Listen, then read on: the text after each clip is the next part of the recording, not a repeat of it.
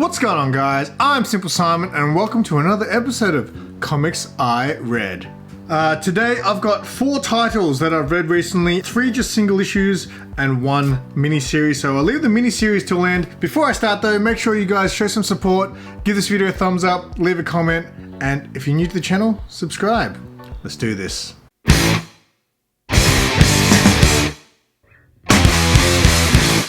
First on my list is from Sumerian Comics. They had another name too. It was Sumerian and what was it? It's like a metal band name, right? Sumerian Behemoth. So this is Pop Scars.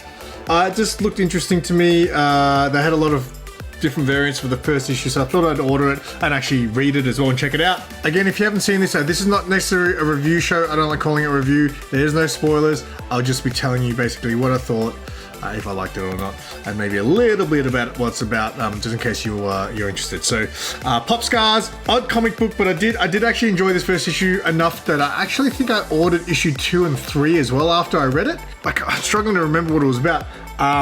I'm pretty sure it's basically about this girl who wants to kill her father. I believe the very first panel is her saying she wants to kill her father, get revenge or something. First panel right there, full page. I'm going to kill my dad. That's probably all the spoilers that you probably need to know. It was kind of set in Hollywood almost. People who were making like, I think a TV show or a movie or something like that. And then she gets involved with a group of people. That's probably all I'll say about it. But I don't know, I was, I guess, intrigued enough to see where it was going to go. I ordered like issue 4, I think, as a cover buy. I figured if I just ordered 2 and 3, I might just see how it goes. I can't remember if this is a mini-series or ongoing. I think most comic books from Sumerian are mini-series.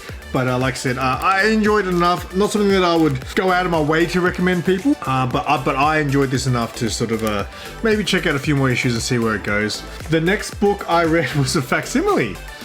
Look at this one. The Edge of Spiderverse. First appearance of Spider-Gwen. I was just sitting on top of a pile. Actually, I'm probably going to add a book to this. Not a lot to say about this. Like, it was just what it was. Nothing fantastic. I was very confused too because it's Edge of Spider-Verse issue 2. So the way the book starts, it's almost like, because being the first appearance of Spider-Gwen, it was almost like you already knew about this character because they kind of give you, I guess, a backstory, an origin story right from the get-go. So it's kind of weird to me, and because I know the origin story thanks to the new movie, I was like, wait, the way it read, it was almost like I missed something in issue 1, but I don't think I did. It was just what it is. Spider-Verse stuff doesn't really get me in comic books. In the movies, fantastic. Comic books can be very confusing. Would I recommend it? Sure. If you want to find out about Spider-Gwen, Spider-Gwen's a great character. So I just thought it'd be cool to check out her first appearance. Another book I read, which I wasn't going to do on this episode, but now I'm just going to do it because I've completely forgot. I read this, Spider-Punk issue 2. I read issue 1 when it first came out. It was just like kind of silly comic book stuff. Basically, Spider-Punk's obviously a cool character, and the world he's from is just like a punk rock world, right? Which is cool. You'd think it'd appeal to me because I like punk rock stuff. I was fresh off watching the new movie, so that's why I picked up the Spider-Gwen as well. I thought, you know what, I'm going to finish reading Spider-Punk. It's 5 issues and I couldn't do it. This was just, I didn't care. It just was, I don't know, it just wasn't cool in my opinion. I know a lot of people actually like the first one, and I guess they like the little punk Easter eggs that are in there, but for me I was just, look at this cover too, like what the hell, just like spraying from his butt. But look, that's cool. Like the character there, which is meant to be Taskmaster, but obviously has a Misfits homage to him. This series, I'm not gonna continue reading this. I had enough. I couldn't get through that second issue. I read most of it, and then I just flicked through the last few pages, and I was like, you know what? I don't think I care about this stuff. I'd be curious to see the like the Edge, because I think he made his first appearance, was it in Edge of Spider-Verse as well? I should know because I've got the book. I'd be more interested to read him in that sort of series. So I had read Spider-Punk previously. There was a book, I think he might have been in the Spider-Geddon comic book series that came out a number of years back. So I've said this before, Spider-Man was my favorite comic book hero when I was younger, as far as reading comics. I was really engrossed in the Spider-Man Clone Saga. I was kind of reading comic books at the time when I was very young, and I absolutely loved Spider-Man. It was so awesome back then. So when I got back into comics, I thought I should read Spider-Man because I used to really love Spider-Man. And when I read Spiderverse stuff, which I think was that Spider-Geddon series, it put me off really bad. It was just confusing. There was too many Spider-Man and all that. But in one of those books that I read, I remember Spider-Punk was in it, and that's where I learned about him, Hobie Brown, and he was cool in that. But in this, it's just really, I don't know how to explain it without offending people, but it's just like real, like kiddie, lame comic booky stuff. That's really offensive, isn't it? I'm sorry. But I don't know, it just wasn't for me, and I don't think I'm going to continue reading this. In fact, I might flog them off and sell them one day. Hopefully, Spider-Punk becomes a household name and $1 million. All right, the next one is a single issue that I read. This is Blue Book from James Tynion. I believe this book actually was a book that he did on his, there's that thing, it was like Patreon but for comic books, Substack I think it was called, and I think this book originated there, and then it must have been picked up by Dark Horse, I guess. I used to be a massive UFO alien person. I was really into that stuff when I was like early adulthood. So much so that I didn't even like talking to people about it because I thought people would think I'm crazy with the things that I thought. I've dropped off that kind of stuff in the last sort of decade, I guess. But yeah, Blue Book is basically based on, this one is based anyway on the first reported UFO abduction. But it's obviously a famous case in UFO history.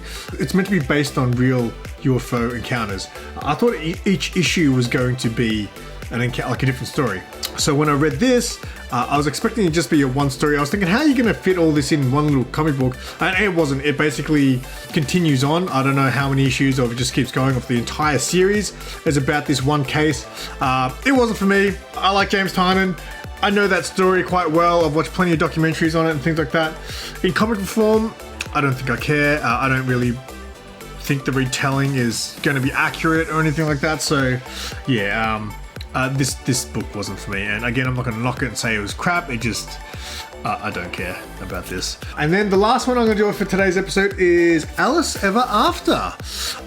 You guys know I'm a big, I don't know if I'm a big fan of Alice in Wonderland, but I'm just kind of have a fascination with Alice in Wonderland. I think it's more so just because the cartoon was kind of like influenced by drugs. I've got a feeling that's probably why. I read the first issue of this a long time ago. In fact, I think when it came out, and I've just had these issues sitting there waiting to be read. I don't normally do this, but I actually went back and read the first issue just on my computer here, just to refresh me of what was going on. Basically, without giving too much away, basically goes to Wonderland when she takes this drug. But it turns out that that drug is being given to her for a specific reason. I'll kind of leave it off there without sort of giving any spoilers. I thought this was okay. I was quite, the story was definitely intriguing. And again, I read all this in one night, which is unlike me, so that's like 6 issues in one night. I enjoyed it. There's a sequel coming out called Alice Never After, which is coming soon. I am going to jump on that one. But yeah, I don't know if I would like go out of my way to recommend this to people and say it was awesome. It was all right.